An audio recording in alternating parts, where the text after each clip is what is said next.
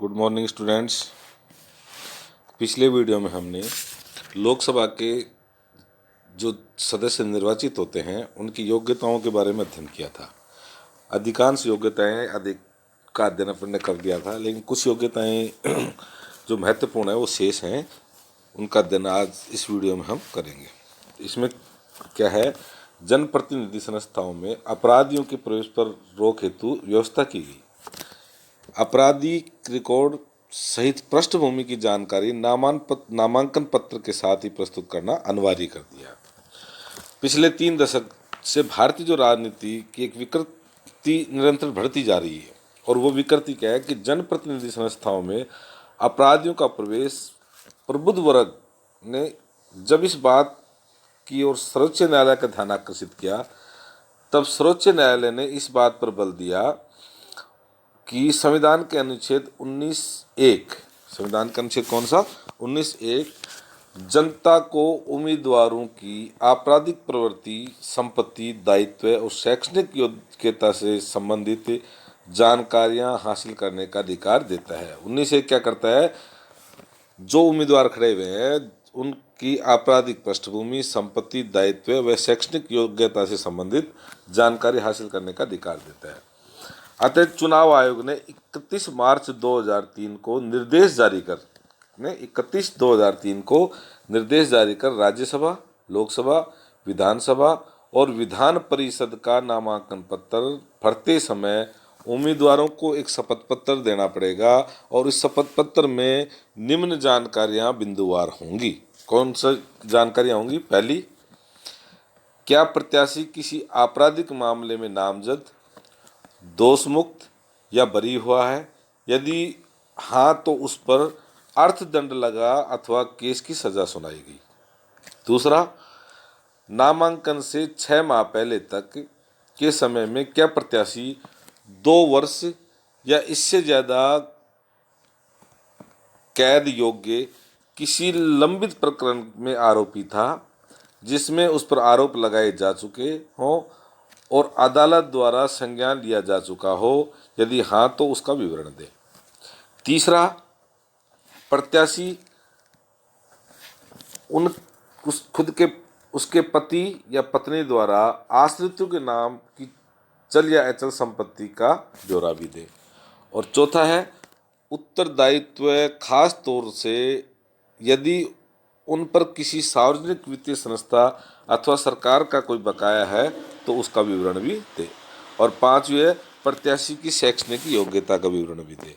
तो जनप्रतिनिधि संस्थाओं में आपराधिक प्रवेश की रोक की व्यवस्था के लिए एक शपथ पत्र लिया जाने लगा, जिसमें इन 5 बिंदुओं का उल्लेख किया जाना आवश्यक है।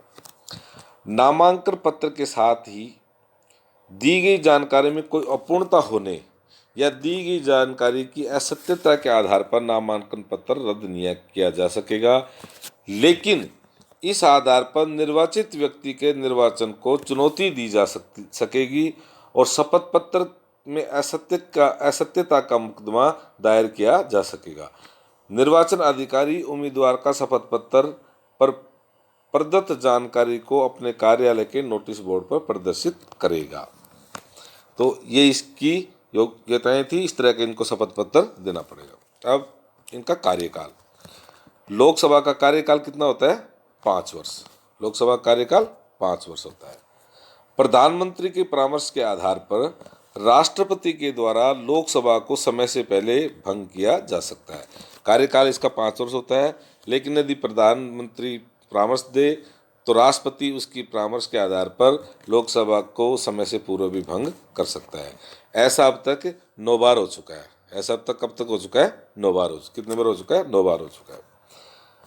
यदि संकट काल की घोषणा लागू होने पर संसद विधि या लोकसभा के कार्यकाल में वृद्धि कर सकती है, जो एक बार में 1 वर्ष से अधिक नहीं होगी। 1976 में लोकसभा के कार्यकाल 2 बार में 1-1 वर्ष के लिए बढ़ाया गया था।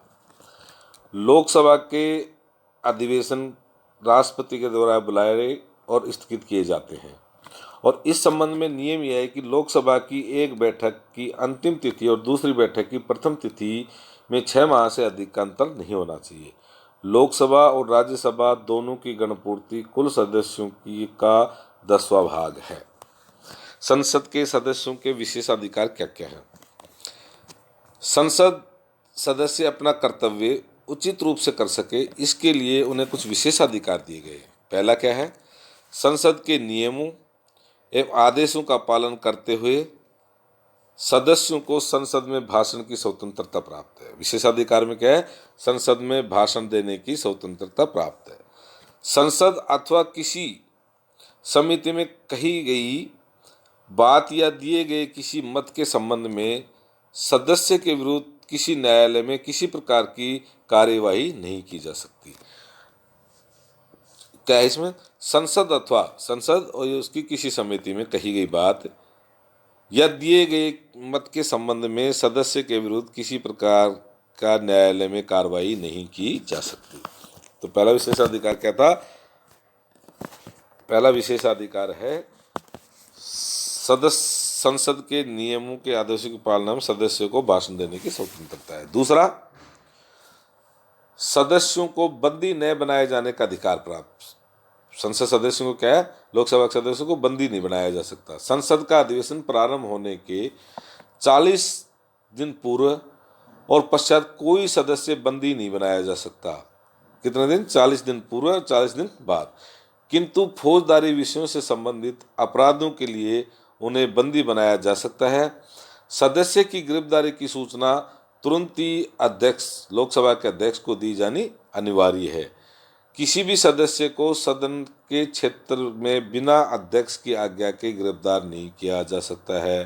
दूसरा विशेषाधिकार क्या है? इनको बंदी नहीं बनाया जा सकता, लेकिन फौजदारी मामलों में और बंदी बनाए जाने के लिए 40 दिन पूर्व 40 दिन पश्चात इनको बंदी नहीं बनाया जा सकता। लेकिन फौजदारी मामलों के अपराध के मामले में इनको बंदी बनाया जा सकता है, लेकिन इसकी सूचना किसको? लोकसभा के अध्यक्ष को दी जानी अनिवार्य है। किसी भी सदस्य को सदन के क्षेत्र में अध्यक्ष की आज्ञा के बिना गिरफ्तार नहीं किया जा सकता। संसद विधि के आधार पर संसद सदस्यों को अन्य अधिकार तथा उन्मुक्तियां भी प्रदान की गई हैं। संसद सदस्यों के वेतन भत्ते तथा पेंशन, इस संबंध में संविधान के अनुच्छेद 106 में कहा गया है कि संसद के प्रत्येक सदन के सदस्य ऐसे वेतन भत्ते प्राप्त करने के हकदार होंगे जिन्हें संसद समय समय पर निर्धारित करे। अनुच्छेद 106 में क्या कहा गया है? संसद के प्रत्येक सदन के सदस्य ऐसे वेतन भत्ते प्राप्त करने के हकदार होंगे जिन्हें संसद समय समय पर निर्धारित करे। वेतन भत्तों के अतिरिक्त इन्हें अन्य अनेक सुविधाएं भी प्राप्त होती हैं तथा समय समय पर इनके वेतन भत्ते और सुविधाओं में वृद्धि होती रहती है। संसद सदस्यों के लिए पेंशन और पारिवारिक पेंशन की व्यवस्था भी की गई है। प्रत्येक वर्ष 5 करोड़ रुपए विकास कार्य के सुझाव देने का अधिकार है। प्रतिवर्ष संसद सदस्य को 5 करोड़ के विकास कार्यों को करने का सुझाव देने का अधिकार है। इसमें अतिरिक्त स्थानीय क्षेत्र विकास योजना के अंतर्गत प्रत्येक सदस्य को 5 करोड़ के विकास कार्यों का सुझाव देने का अधिकार प्राप्त है। इस योजना के अंतर्गत लोकसभा सदस्य अपने निर्वाचन क्षेत्र में तथा राज्यसभा सदस्य अपने राज्य के चुनिंदा क्षेत्र में अपने पसंद के विकास परक योजनाओं का सुझाव कर सकेंगे, योजनाएं सुझा सकेंगे।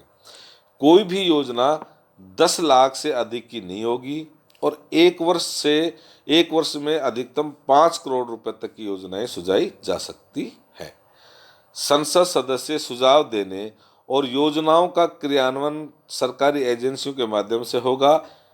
23 दिसंबर 1993 को जब पहली बार यह योजना घोषित की गई तब सांसदों को प्रतिवर्ष 1 करोड़ के विकास कार्यों के सुझाव देने का अधिकार दिया गया था।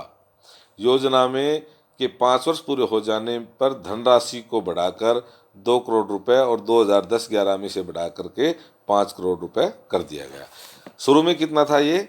1 करोड़ रुपए, फिर इसको बढ़ा करके कितना किया? 2 करोड़ रुपए, और अब 2010-11 में बढ़ा करके इस राशि को 5 करोड़ रुपए कर दिया। तो 5 करोड़ रुपए तक के विकास कार्यों के सुझाव देने का अधिकार संसद सदस्यों को है।